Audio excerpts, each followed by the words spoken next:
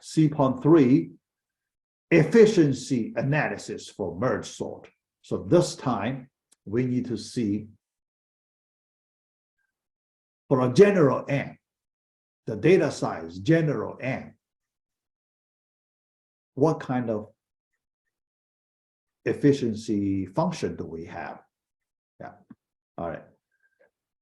In order to find that answer, so we need to do some math computation here. Yeah, all right. Derive recurrence relation. Yeah. The first step, we need to estimate the worst case efficiency. Yeah, so let's look at the worst case efficiency first. Yeah, remember something we need to do, I mentioned before, we do even split on our data. Its goal is to avoid poor worst case. Now here, let's look at how poor is its worst case. Yeah. Is it pretty good? Is it much better than our old sorting algorithm for the worst case? Yeah. So we want to see that answer. Yeah. Estimate the worst case efficiency. Yeah. So let's look at this diagram. Yeah. We split evenly to get two almost of equal size. Yeah. For simplicity, we just assume we split right in the middle. Okay. Yeah. But after that even split, we have two subproblems like this. Okay. Yeah. Each one approximately half of the data size, original data size. Yeah. Let's assume the efficiency function is capital T of n for the original problem.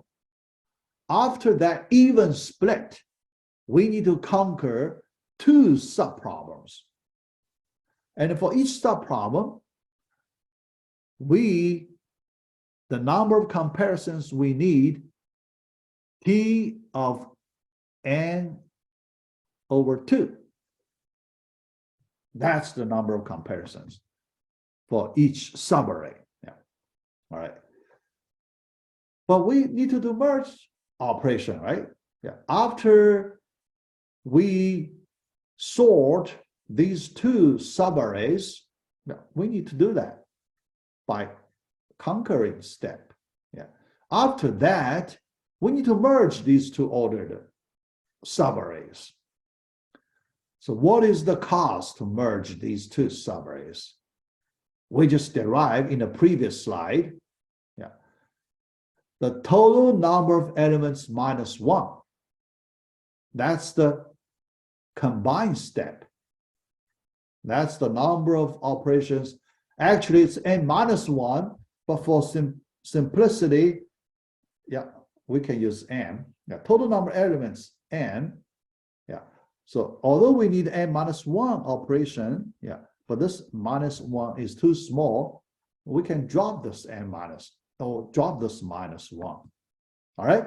So we write the recurrence relation, two base cases, T of 1 equals 0. No comparison needed if you have one element, right? Yeah. T of 2 equals 1. When you have two elements, you only need to do one comparison to get it sorted. Yeah. Then for the general case, T of n equals 2 times T of n over 2. Yeah. You conquer, you sort two individual subproblems. But you need a last merge step. Last merge step, we know we only need n minus 1 comparisons for the worst case, but that minus 1 is too little, so we just drop them minus 1. So we just put this n here for simplicity. Okay, so the next thing is we need to solve this recurrence relation to find the answer. Yeah. But here, how to solve it? Yeah, we consider simpler case.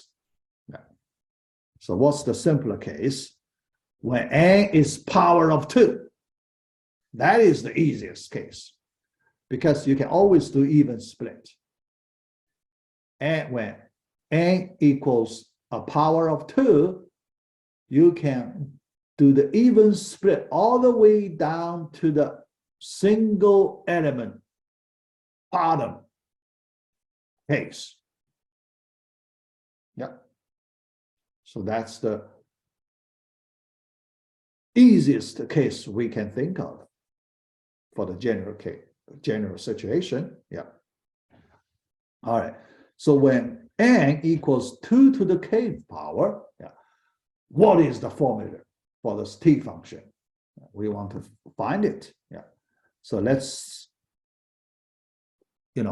replace n by 2 to the k. Yeah. So we get a new equation like this one. Yeah. The next step, we need to do transformation. Yeah. In order to solve this equation, we need to do transformation. Yeah. So this step is important. If you do the right transformation, then you can see the structure clearly. Yeah. So let me show you how to do it. Division method. We do division both sides of some special number. So which number? 2 to the kth power. That power. Yeah. So we do, after we do that division and some simplification, we get this new form of equation. Then you examine this new form of the equivalent equation. Can you see something special here? Special property we can take advantage of for this one. Yeah. You can see the left-hand side, this fractional operation, ratio operation, and the right-hand side, this one, they have similar structure, right? They have similar structure. Yeah. The only difference is k and the k minus 1. That is different. Other than that, structure-wise, they are the same. Yeah. So we can take advantage of this similar structure. Yeah. So how to take advantage of the similar structure? Yeah. We define a new function, yeah, to represent this special structure. Yeah. So let us use a new function g of k to represent t of 2 to the kth over 2 to the kth. Yeah. After we define this new function, we can simplify that, we can simplify this form, this representation in a much simpler way. Yeah. After we define this g function, yeah, then we do substitution. And after the substitution, we get this equation. G of k equals g of k minus 1, parenthesis, plus 1. How simple it is. We greatly simplify that old form, right? Yeah. So you can see after we introduce a new function notation, capital G of k, we can make our new equation much simpler. Okay, yeah. And to solve this simpler recurrence relation, yeah, that's very easy. Yeah, yeah. Here, if you plug in G of 1, k equals 1, yeah, it is 1/2. Yeah. So that's the base case for our G version of recurrence relation. Okay. Now let's solve this G version of recurrence relation. Okay, yeah. Let's just apply this recurrence relation another time. G of k minus 2 plus 2. Yeah, because we replace this G of k minus 1 by G of k minus 2 plus 1. Okay, plus 1. That one and this one combined, so we get 2.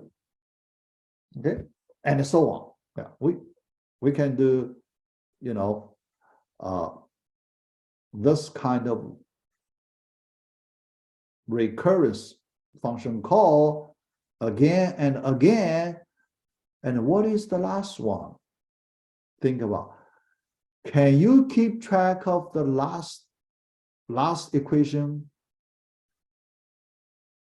How? Because this dot dot dot, we may get lost, right?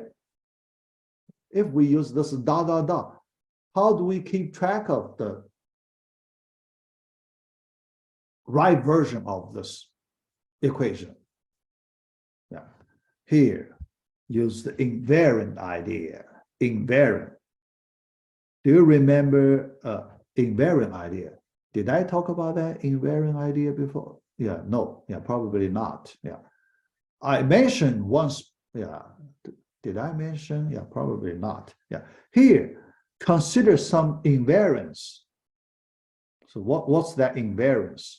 Yeah, look at the sum of k minus 1 and 1. That is k, right? The sum of k minus 1 and 1, that's k. The sum of k minus 2 and 2, also k. That k never change when we apply this recurrence function call. Never change.